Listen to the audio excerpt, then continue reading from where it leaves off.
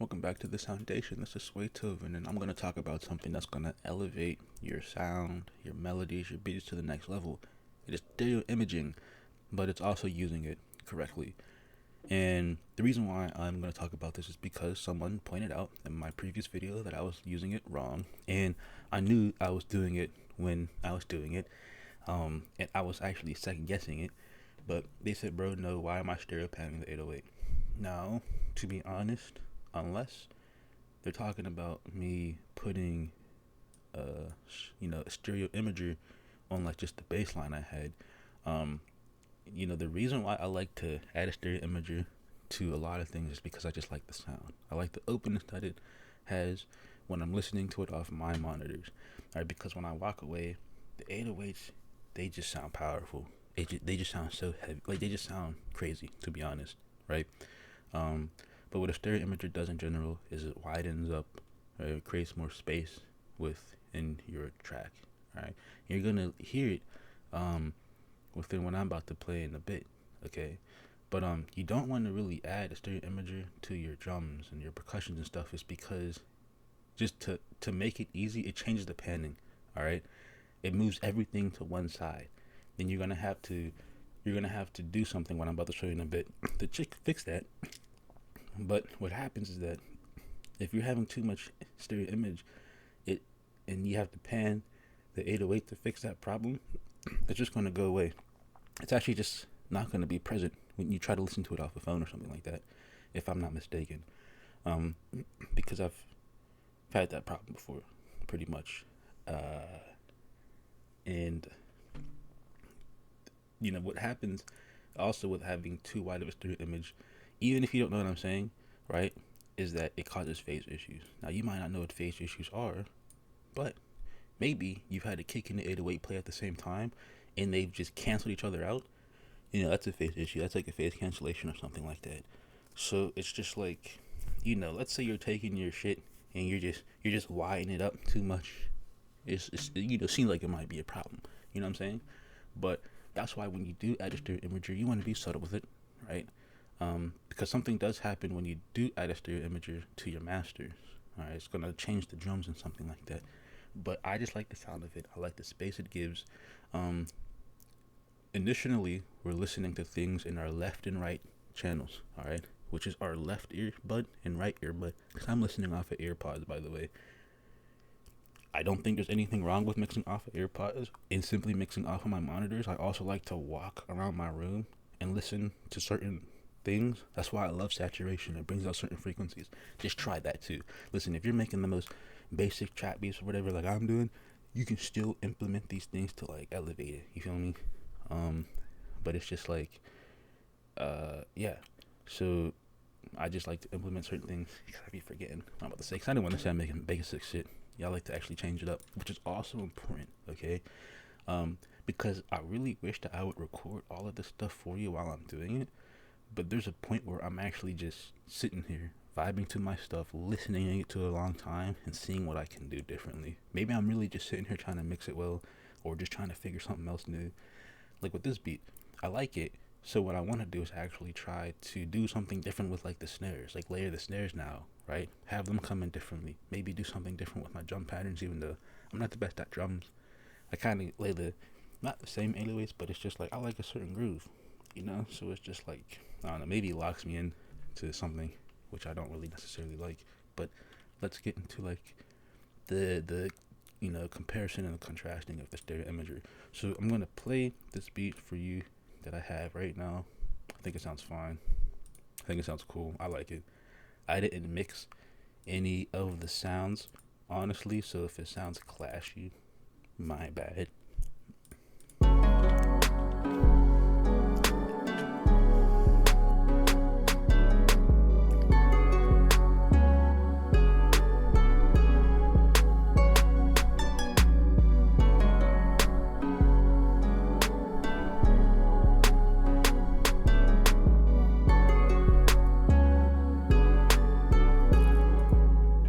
All right, that sounds cool.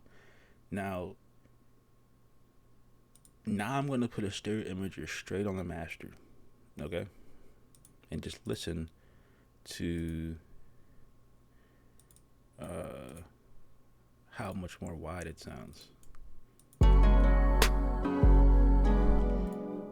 And it's important to make sure that when you use a stereo imager, that initially they're all going to be in left and right. You're going to have to change it to mid side. All right. So now let's listen to the difference.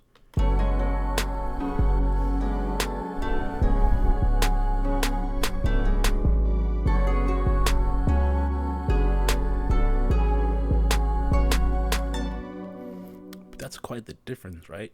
Yeah, things seem louder, but you also hear that the 808s, the kicks, there's no kicks. I actually don't like working with kicks.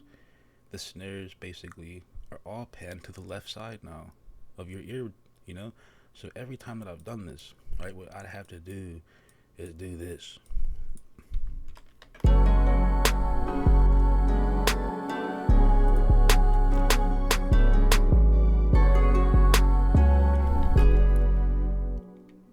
And yeah, it having that extra width is nice, right? But also, sometimes having not so much is also nice, right? So just turn that down a little bit, to be honest. And what I do is put these back in the spots where they were to where they sounded wrong, you know? And when what I do is go back to my master, I'd remove this stereo imagery, right? Because what I'm about to show you is how to add a stereo imagery without messing up your whole mess of stuff, okay? Because it's okay to have it on your master because it does add like a cool little feature, you know, a little something to the drums. But this is how I think you should mix it, okay? If you decide to start stereo imaging, and you can get a free one from Ozone, is what you can do is take everything that makes your melody, all right? Okay? And you find an empty bus. You click through all of these, right? And you right click the one that you want to route them to, create a submix, and then they're all routed to this first one right here, all right, which is then routed to the master. So before these go to the master, is now I can put a stereo imager on this, you know, without actually messing up my drums.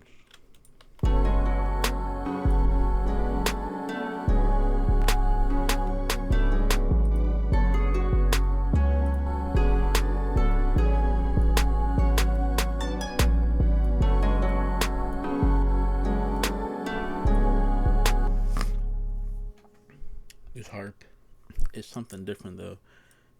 Like I said, I don't know why the stuff pans when it happens. Okay, I don't want it this wide, but like this is almost treating it like a drum. It's panning a little bit too much more than I wanted to. And maybe I don't even want it to pan. To be honest, screw it.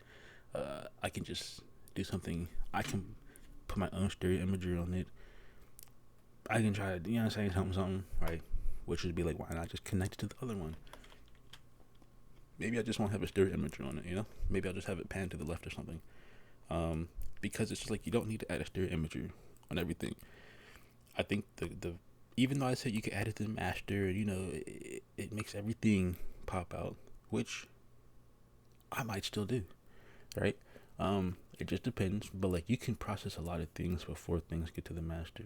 You know, it'll still sound maybe not the same, but I don't know, right? Just with me listening to it for long, like I'll sit here, make a beat, and literally listen to this shit for hours, right? How the shit sounds, you know, like no classes or anything. It's just like it's ear training. I think it's probably, even though I think putting it on the master is good and it sounds cool, and that's what I first did. Like I then started just putting it on the tracks themselves, as you see it on the analog. So adding an extra imager on it probably not even necessary, because maybe I don't even want. I didn't even want this enough. You know what I'm saying? I'm just showing you guys what you guys could do with the stereo imaging. And you know, since I was just showing you how to create a mix with the melody, this is how you'd mix your drums. You know, you highlight your drums, you'd get an empty one, and you create a submix, right? Boom. And this is how you would glue your drums together with compression. You'd find a compressor.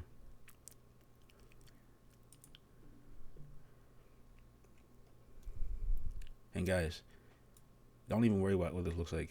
I don't even care about what this looks like. I'll literally just, I'll just put a compressor on and just leave it. This is why I don't even mix the drums anymore, because it's just like, you know what I'm saying? You might be able to find a setting that, says something about glue, right? But, you want the ratios, how powerful it's going to work. You usually want a fast attack on it. Do you want a fast attack on it? I'm trying to think. Moderately fast attack. That's why I don't do it, right? Because the thing is, just like, if I'm not mistaken, fast attack, it compresses fast, and it reduces the initial transients. You know what I mean? Which I think is what you want for punchiness. Yeah, don't listen to me about, this shit for the drums. You know what I'm saying? I can tell you how to work a melody. Melodies are cool. Melodies are fun. Drums. Someone do my drums for me, please. Please, someone do my drums for me. But nah. So like, that stereo imaging is pretty simple in terms of like adding the effect of width. The hard part is just like routing everything correctly. What do you actually want to be imaged? But the thing is, you really want everything. You know what I mean? So it's like I said, maybe you can just route certain things to a stereo imager before it hits the master, or you could just put on the master, right?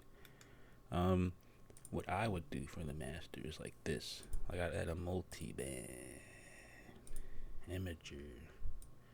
Just don't make it as wide. Hit you with the limiter. You know what I'm saying? Just put it on the mastery thing right there. See, the 808's going to be loud. Everything's going to be loud, in fact. That's why you got to turn it down.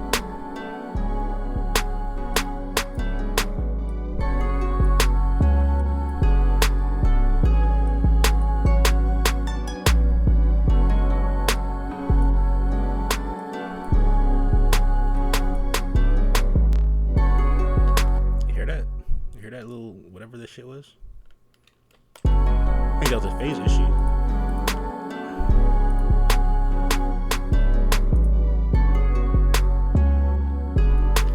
And you guys might have not just heard what just happened there, but the thing is that I see, I had that stereo imager that I put all those things on, and then it was routed to another stereo imager. I turned that shit off. That shit made it. Yeah, come on now.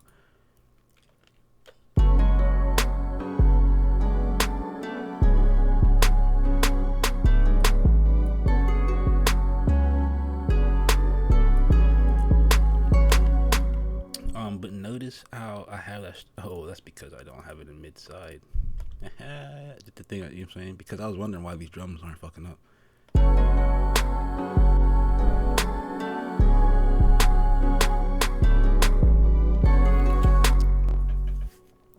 And the thing is, I'm a little hypocrite because I'm gonna keep this on the master, right? I'm showing you guys how to route this in different instruments because that might be the smarter way. But like, my beats aren't getting sold, so like, I'm gonna keep doing it the wrong way. I'm gonna keep putting my imager on the master, and I'll keep doing this, panning it back like this way. But what I do is, see, the thing is, I didn't actually create that submix with the drums, but what I do is pretend those were all still there. You feel me? I didn't just pan the whole thing to the left. Right, I'd have X amount of drums, and I pan all the drums to the mid channel instead of the side channel. That's the thing, right? So what I'm assuming is that the left side is mid and the right, and the right side is side. You know what I'm saying? So when the imager hits, it just messes it all up, and then you need to just realign it back to the mid. You know what I mean? I'd have to re-upload something and listen it back off my phone to see if the 808 still hit if you're doing this way, because the things just, I don't know. Listen, no one's gonna like. I'm explaining it's easy because it's just like when you listen to something like someone else explain it, bro. Come on, now. They're not gonna explain it like this. Like it's just easy. Like just put it on a. I think it's easy. I think.